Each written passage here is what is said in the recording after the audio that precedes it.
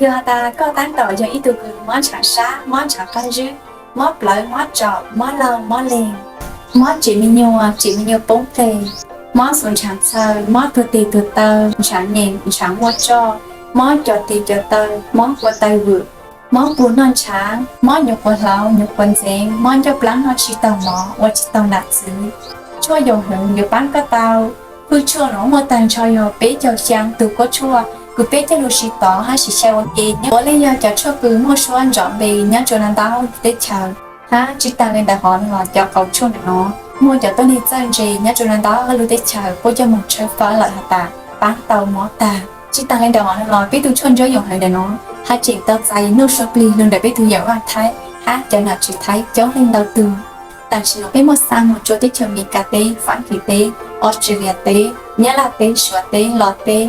Nhớ mì cà tê có ở toàn đời Facebook màu trắng với sở tông giờ blog ít blog ở sườn nhị chứ bé cho ý ở trong đầu.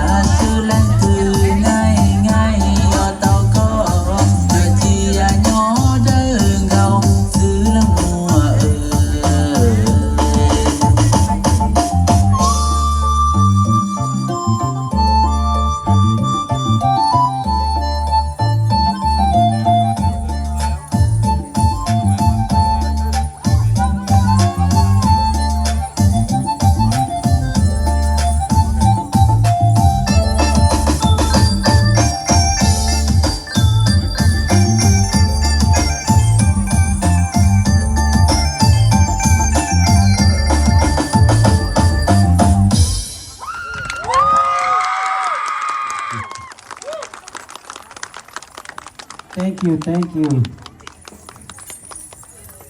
This is Hmong Aini Asian Dance Theater.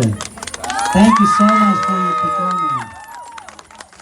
If you want to be successful, but you don't want to spend any money, then you have come to the right place. Simple Online will share 70% of Alibaba, Amazon, eBay, Facebook, Google, and YouTube's income with you for free. How can we get their money and share it with you?